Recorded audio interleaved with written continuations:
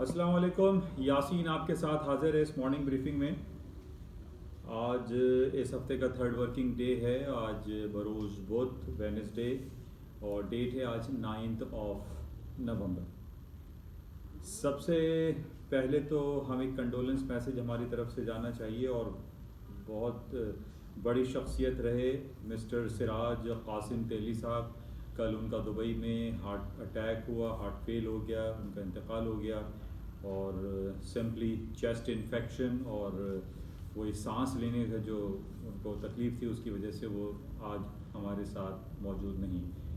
हमारी तमाम जो हमदर्दियाँ हैं उनकी फैमिली के साथ हैं और हमारी दुआ है कि उनके तमाम फैमिली मेम्बर्स को अल्लाह ताला सब्र जमील अता फरमाए। बहरहाल एक बहुत बड़ा नाम था बिज़नेस कम्युनिटी में और उनकी जो खिदमात रहीं कराची स्टॉक एक्सचेंज के हवाले से या फेडरल जो कराची चैम्बर ऑफ कॉमर्स के हवाले से वो उसको बहुत ज़्यादा लोगों ने सराहा और बहुत ज़्यादा मिस किया और पूरी दुनिया से उनके इंतकाल पर लोगों ने बहुत शदीद अफसोस का इजहार किया है और यकीनन इनकी इस कमी को काफ़ी अरसे तक महसूस किया जाएगा। बहरहाल हमारी दुआ कासिम सिराज तेली के लिए है, अल्लाह उनको जन्नतुल फिरदौस में बुलंद मुकाम से नवाजे।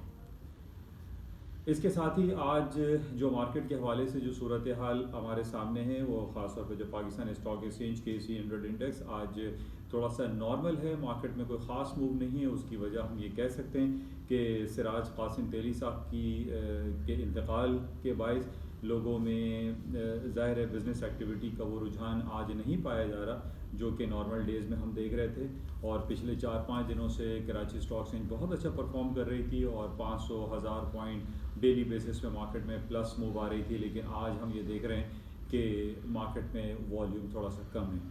बहरहाल ओवरऑल सिनेरियो पॉजिटिव है और कराची स्टॉक एक्सचेंज पिछले काफ़ी अरसे से अच्छा परफॉर्म कर रही है और 42,000 के इंडेक्स से मार्केट ऊपर है।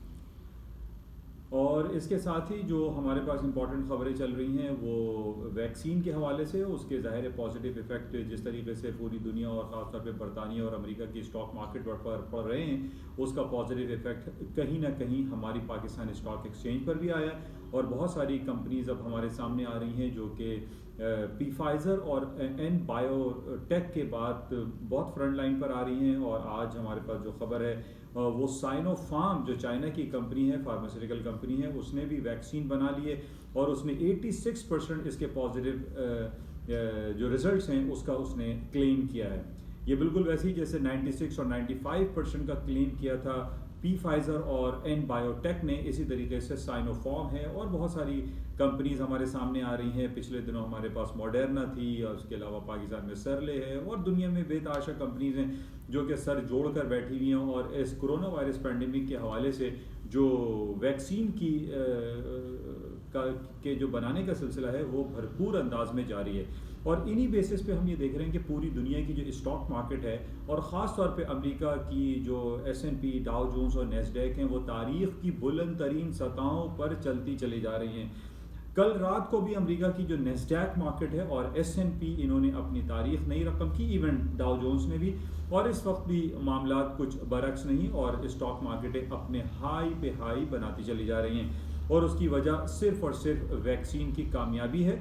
और कल हमारे पास बरतानिया में कल बरोज़ मंगल, मैंने जैसे आपसे कई दिन पहले भी बताया था कि ट्यूसडे से बरतानिया में ऑफिशियली लीगली उसको रेगुलेटरी बेसिस पे वैक्सीन का काम शुरू हो चुका है और लोगों को वैक्सीन लगाना शुरू की है।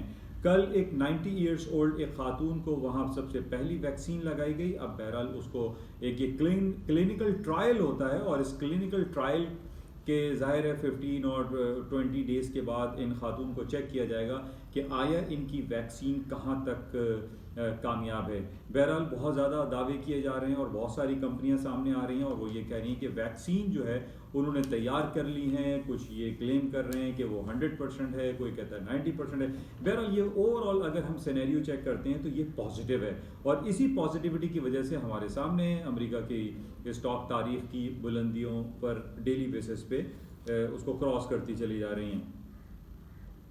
अच्छा, इसके अलावा जो दूसरी खबरें हैं वैक्सीन के अलावा जो हमारे पास, जैसे कल भी मैंने आपसे जिक्र किया था कि अमेरिका की कांग्रेस में बहुत ज़्यादा बातें चल रही हैं कि ट्रंप का दौरे हुकूमत रहते रहते यानी 21 जनवरी तक ट्रंप की हुकूमत बरकरार रहेगी और उसके बाद जो बाइडन साहब उसको टेक ओवर कर लेंगे।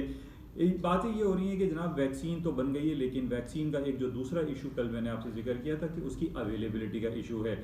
अभी इन्होंने 40 मिलियन वैक्सीन का ऑर्डर दिया है। 40 मिलियन यानी 4 करोड़ वैक्सीन जो है वो तैयार की जाएंगी, लेकिन ये इसकी अवेलेबिलिटी का इशू अक्रॉस द वर्ल्ड पूरी दुनिया में रहेगा। जाहिर है कि अगर पूरी दुनिया की आबादी को ये वैक्सीन लगाई जाएगी तो ये मुमकिन नहीं है, लेकिन जाहिर है जो कुछ कमज़ोर हैं, जो उम्र के उस बड़े हिस्से में, उनको सबसे पहले वैक्सीन लगाई जा रही है। जिस तरीके से कल हमने देखा कि 90 ईयर्स ओल्ड खातून को सबसे पहली वैक्सीन लगाई गई। और इसमें नॉर्मली ये कहा जाता है कोरोना वायरस पैंडेमिक जो यंग बच्चे हैं या यंग है जिनके अंदर रेजिस्टेंस पावर होती है, वो डिफरेंट बीमारियों को सह लेने की उनके अंदर ताकत मौजूद होती है, उनको वैक्सीन लगाने की ज़रूरत नहीं है। वो एहतियाती तदाबीर यानी फेस मास्क का इस्तेमाल करें, सोशल गैदरिंग में ना जाएं और जो सोशल डिस्टेंसिंग है उसको फॉलो करते रहें तो वो ठीक रहते हैं। हमारे पास जितनी भी केसेस पिछले दिनों हम देख रहे थे पूरी दुनिया में, उसमें सबसे ज़्यादा जो हलाकतें हो रही हैं, जो लोग बीमार हो रहे हैं, उनमें उनका एज फैक्टर लाजमी है। जो ज़्यादा 60 प्लस 70 प्लस जो लोग हैं उनके अंदर ज़ाहिर है इसके अटैक होने के ज़्यादा चांसेस होते हैं और कोरोना वायरस बेसिस पे उनकी डेथ्स भी हो रही हैं। तो बहरहाल ये मुमकिन नहीं कि पूरी दुनिया को 7 अरब की आबादी है और सबको वैक्सीन लगा दी जाए। तो बहरहाल अगर ये 4 करोड़ 5 करोड़ या 10 करोड़ वैक्सीन भी तैयार की जाती हैं, जो कि अभी इतना ज़्यादा ईजिली अवेलेबिलिटी नहीं होगी, इस बेसिस पे हम देखते हैं कि स्टॉक्स में थोड़ी सी थोड़ा सा डाउन ट्रेंड आ जाता है, जिसको हम एक छोटी सी हेल्दी करेक्शन कह सकते हैं। बहरहाल इसके अलावा तीसरी बात जो सबसे इंपॉर्टेंट चल रही है वो अमेरिका में इस कोरोना वायरस पेंडेमिक के बेसिस पे जिस तरीके से ले ऑफ्स हो रही हैं, दुनिया में बड़ी बड़ी कंपनीज जो है वो अपने एम्प्लॉयज़ को फायर कर रही हैं, निकाल रही हैं। इन बेसिस पे बहुत सारे लोग जॉबलेसनेस का शिकार हैं। इस बेसिस पे थर्ड स्टिमुलस पैकेज जो कि 1.4-1.3 ट्रिलियन ऑफ डॉलर का है, वो 21 जनवरी 2021 से पहले अनाउंस करने के कवी इम्कानात हैं। और इसके साथ अगले हफ्ते बरोज़ बुध को हमारे पास वेडनेसडे को FOMC federal open market committee की मीटिंग है। उसमें कभी इम्कानात है कि अमेरिका अपने इंटरेस्ट रेट को घटा दे और माइनस टेरिटरी या मनफी दर्जों तक लेके चला जाए। तो इस बेसिस भी ये प्लस पॉइंट होता है और स्टॉक्स में इस वजह से भी तेज़ी बरकरार रहती है। बहरहाल ये कल हमारे पास बड़ी इंपॉर्टेंट खबर थी कि 90 ईयर्स ओल्ड खातून बरतानिया में पहली वैक्सीन उनको लगाई गई है और ये सिलसिला अब मुस्तकिल चलता रहेगा, जिस बेसिस पे हम ये कह सकते हैं कि स्टॉक्स में तेज़ी बरकरार रहेगी। अच्छा, इसके अलावा जो हमारे पास और मज़ीद खबरें चल रही हैं वो बरतानिया के हवाले से मैं कल भी आपसे जिक्र किया था कि बरतानिया में अब डेली बेसिस पे मीटिंग्स का सिलसिला जारी है यूरोपियन यूनियन के डेलीगेशंस के साथ, और आज भी मीटिंग है और इसमें बरतानिया का और यूरोपियन यूनियन के साथ जो ट्रेड डील के हवाले से बड़ा एक संगीन सूरत हाल चल रही है उस पर बातचीत हो रही है। लेकिन बरतानिया ने कल ये कहा था, जिस पे बहुत पॉजिटिव रिएक्शंस भी आया था, कि बरतानिया यूरोपियन यूनियन की बहुत सारी बातों को एक्सेप्ट कर लेगा। लेकिन जाहिर है पिछले 5-6 सालों से हम ये देख रहे हैं कि बरतानिया और यूरोपियन यूनियन के हवाले से जो चपकलिश चल रही है वो इतनी आसानी से हल होने वाली नहीं। और इसमें सबसे बड़ा इंपॉर्टेंट जो फैक्टर आ रहा है उनका ट्रेड का ही है। और पिछले दिनों जैसे कि ये बात बहुत ज़्यादा सामने आई कि जनाब बरतानिया का अगर यूरोपियन यूनियन के साथ कोई ट्रेड पैक्ट नहीं हो जाता तो ये बड़ा एक संगीन मसला होगा बरतानिया के लिए, और बरतानिया यूरोपियन यूनियन से बहुत ज़्यादा अलहदगी में चला जाएगा और इसकी जितनी भी आइटम हैं, जो इसकी प्रोडक्ट्स हैं जो वो यूरोपियन यूनियन से ख़रीदते हैं, जिसमें डेयरी फार्म्स हैं या जो फार्म प्रोडक्ट्स हैं, वो उनको अवेलेबल नहीं होगा। तो इस पे मैंने कल भी आप तमाम लोगों को, ख़ासतौर पे पाकिस्तानी हजरात को ये कहा था जो फाइनेंस मिनिस्ट्री है, हम इस चीज़ को कैश कर सकते हैं। और पाकिस्तान की जो मिनिस्ट्री है, फाइनेंस मिनिस्ट्री है, वो बरतानिया को अपने माल को एक्सपोर्ट करने के हवाले से बहुत ज़्यादा एक पॉजिटिविटी एक गेन कर सकती है, वहाँ के बिजनेस अपॉर्चुनिटी गेन कर सकती है। तो इसको हमें बहुत क्लोजली देखना चाहिए कि अगर बरतानिया का यूरोपियन यूनियन के साथ कोई ट्रेड डील नहीं होती तो पाकिस्तानियों को चाहिए कि उसको कैश करे, उससे इस्तेफादा हासिल करने की कोशिश करे। तो बहरहाल इस मीटिंग के बेसिस पे हम देख रहे हैं कि मार्केट जो है थोड़ा सा मिक्स रिएक्शन है। हालांकि हम फुटसी बरतानिया का जो लंदन एक्सचेंज है उसमें भी हम देख रहे हैं कि फुटसी अच्छा परफॉर्म कर रहा है, मार्केट ऊपर की तरफ जा रही हैं। बहरहाल इसको मज़ीद हम देखेंगे। अच्छा, इसके साथ ही हमारे पास जो डिफरेंट रिपोर्ट्स आ रही हैं ट्रंप के हवाले से, ट्रंप ने बहुत सारी जगहों पे, यानी पेंसिल्वेनिया में, जॉर्जिया में और बहुत सारे कोर्ट्स में और वाशिंगटन डीसी में उन्होंने डिफरेंट अदालतों का दरवाज़ा खटखटाया कि जनाब मेरे साथ धांधली हो रही है और मुझे क्यों निकाला वाला राग वो भी अलाप रहे हैं। लेकिन हम ये देख रहे हैं कि वहाँ की जो कोर्ट्स हैं वो ट्रंप साहब की जितनी भी एप्लीकेशंस हैं, उनके जो दरख्वास्तें हैं वो उनको रिजेक्ट कर रही है। वो ये कह रही है वहाँ की अदालत के जनाब ये काबिल समात एप्लीकेशंस नहीं है और ट्रंप साहब को अपनी हार मान लेनी चाहिए और जो बाइडेन साहब को नया सदर तस्लीम कर लेना चाहिए। तो इस हवाले से हमारे पास बहुत कवी इम्कानात अब यही रह गए कि जनाब बाइडेन साहब ही अब नए सदर अमेरिका के बनेंगे, ट्रंप साहब का दौर अब ख़त्म हो चुका है। तो ये इम्पॉर्टेंट फैक्टर्स हैं। अच्छा, जैसे मैंने शुरू में आपको फार्मास्यूटिकल कंपनी के हवाले से बातें बताई कि बहुत सारी कंपनीज जो हैं वो अब फार्मास्यूटिकल कंपनीज में इस वैक्सीन बनाने के लिए सामने आ रही हैं। इसमें एक बड़ा नाम हमारे सामने आया है जो कि दुनिया की one of the richest company है, that is known as Amazon.com। Amazon ने $100 मिलियन की इन्वेस्टमेंट करने की बात की है। इंडिया की एक फार्मास्यूटिकल कंपनी है जिसको हम अपोलो जानते हैं, अपोलो फार्मास्यूटिकल कंपनी है, इसमें $100 मिलियन की इन्वेस्टमेंट करने की बात की है मिस्टर जेफरी बेजोस Amazon.com के मालिक ने, जो कि ये पॉजिटिव है।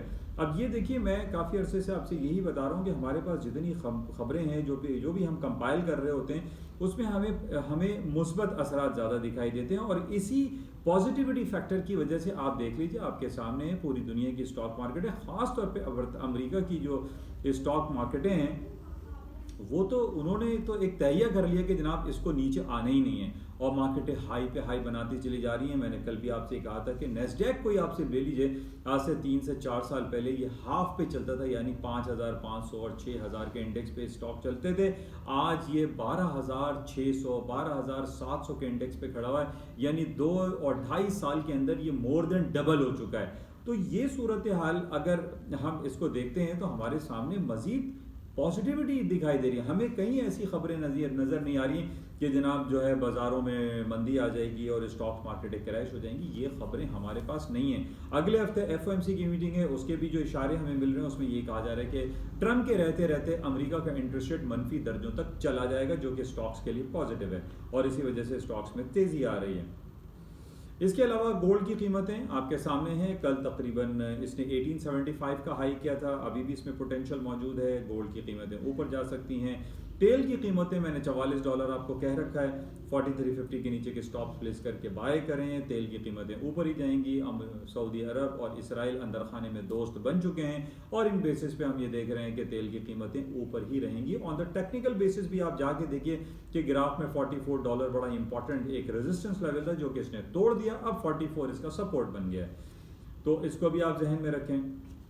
बाकी करेंसी मार्केट में तेज़ी ही रखती है। ब्रिटिश पाउंड है, जाहिर है बरतानिया अलग हो रहा है यूरोपियन यूनियन से, आइसोलेशन में जाएगा, लेकिन इसको दूसरी अदर कंट्रीज़ जो है वो बहुत ज़्यादा सपोर्ट करेंगी। और जैसे मैंने पाकिस्तान की फाइनेंस मिनिस्टर को मिनिस्ट्री को ये मेरा पैगाम है कि वो इसको कैश करें और बरतानिया का यूरोपियन यूनियन से जो अलहदगी है और उसकी ट्रेड टॉक्स का पॉजिटिव डायरेक्शन में ना जाना, इसको पाकिस्तान को कैश करना चाहिए। इवन के दूसरे जो ममालिक हैं वो बहुत ज़्यादा इसको इनकैश कर लेंगे, क्योंकि हम लोग तो हैं लेट लतीफ़, सारे लोग बिजनेस का जो है वो गैदर कर लेंगे। इवन इंडिया पीछे लगा हुआ होगा बरतानिया के, और इंडिया जो है उसकी बहुत बड़ी मार्केट है और इंडिया जो है इसको ज़रूर कैश करने की कोशिश करेगा। तो बहरहाल इसको अगर एक यूरोपियन यूनियन में अगर हम बैठे हैं तो हम तो ये समझ रहे हैं कि बरतानिया अलहदा हो जाएगा, आइसोलेशन का शिकार होगा, लेकिन ऐसा नहीं है। दुनिया में सिर्फ 29 कंट्रीज ही यूरोपियन यूनियन के नहीं है, इससे बाहर दुनिया खुली पड़ी हुई है।